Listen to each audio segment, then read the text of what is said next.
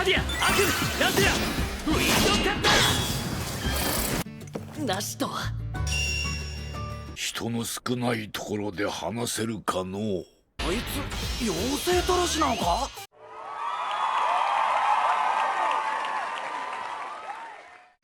Cerita diawali dari Earth yang sedang bersantai di padang rumput. Belakangan ini, dirinya menjadi sering didatangi oleh para peri.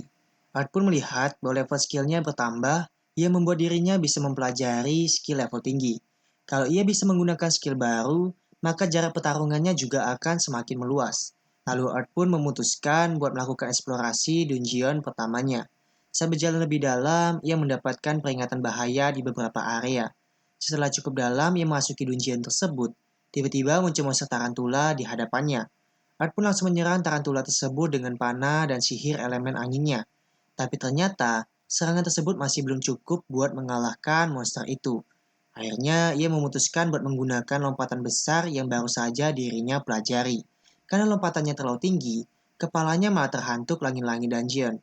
Setelah itu, ia langsung mengeluarkan tali untuk menarik tarantula itu dan langsung membunuhnya dengan sepatu bila yang telah ia buat.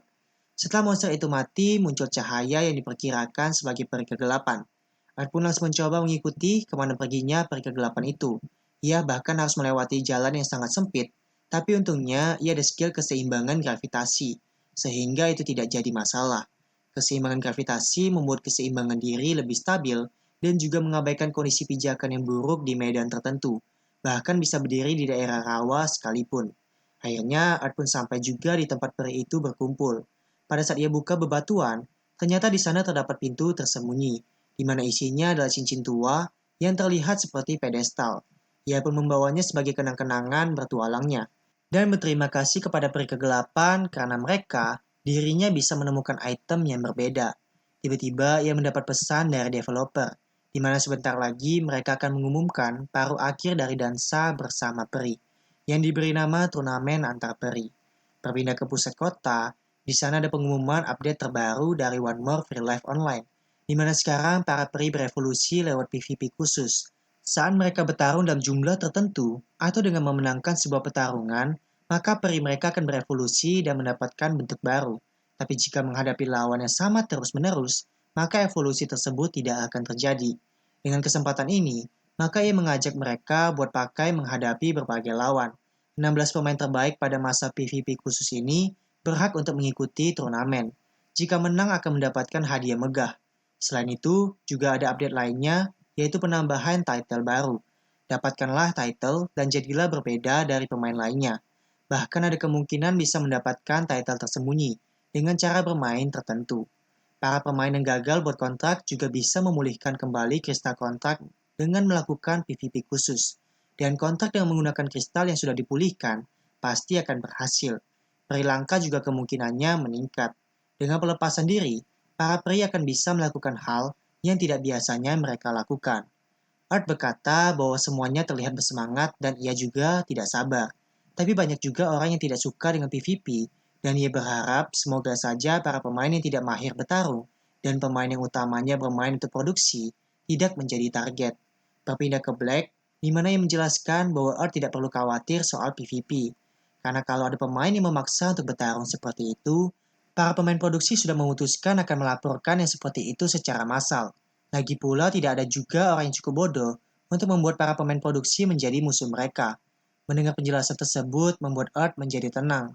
Black pun bertanya kepada Earth, apa kau sudah coba pergi ke kota baru?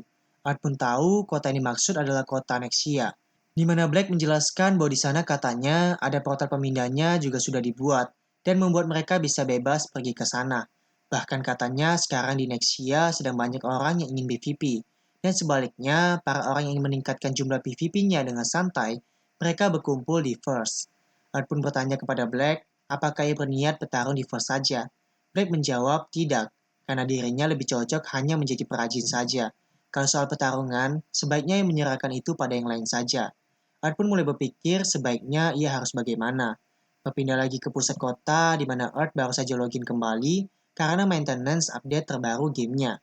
Tiba-tiba Art dilihat oleh para pemain lainnya, dan mereka berkata bahwa Art adalah pemilik title langka. Art pun penasaran dan mencoba memeriksa titlenya. Setelah diperiksa, ternyata ia dapat title sebagai penggoda peri, di mana diberikan kepada orang yang sangat disukai oleh peri. Title ini akan hilang jika melakukan PvP khusus sebanyak 1 kali dalam event. Art yang mengetahui title tersebut pun menjadi lemas dan malu, karena titlenya tipe yang bisa dilihat oleh orang sekitar. Tiba-tiba ia terpikir buat tinggal melakukan PvP saja, agar titlenya hilang. Art pun bertanya kepada para pemain di sana, apakah ada yang mau bertarung dengannya, dan muncul seorang perempuan yang ingin melawannya. Melihat itu, Art pun berterima kasih sampai menangis. Perempuan itu bernama Rona, dan ia tahu bahwa itu Art.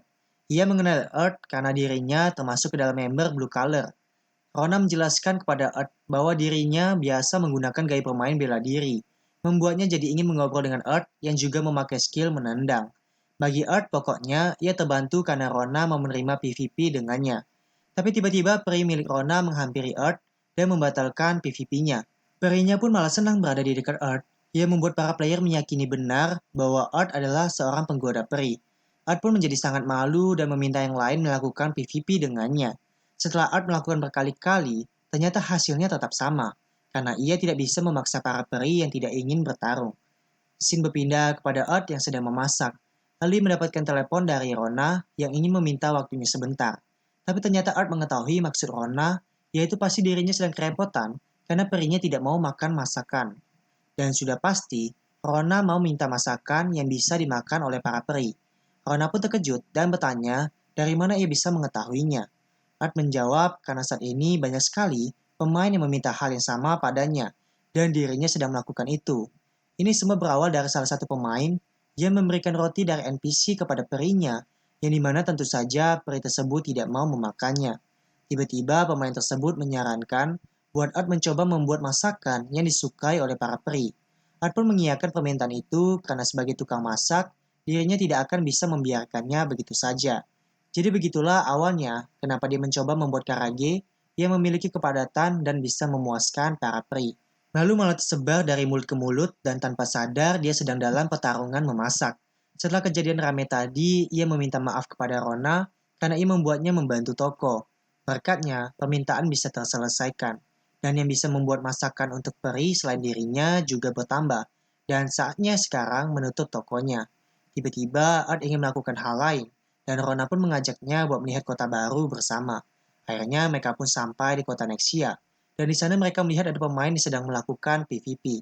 Saat sedang melihat pertarungan PvP, Rona merasa bahwa peri serigala itu terlihat aneh. Akhirnya kedua pemain itu pun memulai pertarungannya. Tapi salah satu peri pemain itu malah mengacuhkan perintah tuannya. Hal inilah yang membuat pemain tersebut menjadi kalah. Rona pun bertanya kepada Art kenapa hal itu bisa terjadi. Peri bisa mengacuhkan perintah dari pemiliknya.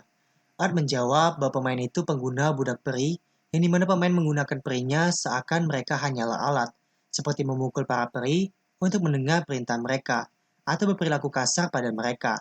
Hasilnya jadi seperti itu, di mana peri tidak akan mengikuti perintahnya. Pemain tersebut pun marah kepada perinya karena berani melawan perintahnya dan berniat memukulnya. Art yang melihat itu berkata bahwa itu gawat, karena dia akan melakukan hal yang tidak bisa ditoleransi, di mana sebelumnya ia pernah melihat ada pengguna budak peri di sebuah situs video. Ketika pemain terus-terusan menyiksa peri, maka akan mendapatkan penalti, yaitu terjadi pertarungan melawan peri yang telah dikontrak. Dan jika kalah dalam pertarungan itu, maka kristal kontraknya akan dibawa kabur, dan hubungannya dengan peri akan terkena reset. Art berkata seharusnya pemain seperti dia mengetahui tentang hal tersebut. Setelah itu, Art pun ingin melakukan logout karena dirinya sudah cukup lelah. Setelah itu, dia berpikir kalau ada orang yang mementingkan perinya seperti Rona, maka pasti ada yang sebaliknya. Lalu pada saat Art login kembali, dia didatangi oleh pemain kemarin. Pemain itu ingin meminta saran dari Art yang mempunyai title penggoda peri. Ternyata dirinya ingin saran untuk perbaikan dengan peri. Pemain itu berkata bahwa ia telah melihat video orang yang melawan peri kontraknya, dan ia menjadi takut akan jadi seperti itu juga. Art pun bertanya kenapa ia memperlakukan perinya seburuk itu. Ia menjawab bahwa dirinya tidak tahu harus bagaimana, jadi melihat video yang diunggah pemain lain. Di sana ia melihat pemain tersebut menaklukkan para peri seperti hewan liar di sirkus. Karena itulah ia berpikir sebaiknya melakukan itu juga. Art berkata bahwa jadi setelah update ego yang terimplementasi membuat perinya tidak mau patuh. Ia menjawab iya. Ternyata dirinya berusaha membuat peri mendengar keinginannya dan dia sampai memukulnya berulang kali. Dia pun sadar dan merasa bahwa itu adalah hal yang buruk. Art menyimpulkan bahwa pemain ini tidak mengerti caranya berkomunikasi dengan para peri. Pemain tersebut sangat memohon dengan apapun, termasuk uang, akan diberikan asal dirinya mendapatkan saran. Art menjawab bahwa ia tidak butuh uang dan menyarankannya jangan menyelesaikan segala sesuatu dengan uang, karena hal itu akan jadi kebiasaan. Art pun memutuskan memberinya saran, tapi masalahnya pemain tersebut akan mengikutinya atau tidak, itu terserah. Art berkata bahwa tidak perlu melakukan hal yang spesial, tapi dia hanya perlu memperlakukan peri sebagai teman, seperti bertarung bersama, rehat bersama. Setelah bertarung dan pulang ke kota, ucapkanlah terima kasih atas kerja kerasmu. Kalau ia memperlakukannya dengan baik, perasaan itu pun pasti akan sampai kepada para peri. Makan bersama juga mungkin hal yang bagus. Mendengar itu pun, ia ingin meminta Art buat membuatkannya makanan yang bisa membahagiakan perinya. Art pun akhirnya memberi masakan karage rabbit horn kepadanya. Pemain tersebut pun langsung memberikan perinya makan dan mulai menyayanginya. Art berkata bahwa jika ia berhati-hati, perlahan dirinya pasti akan bisa baikan dengan peri. Pemain tersebut pun akhirnya berterima kasih atas saran yang diberikan oleh Art.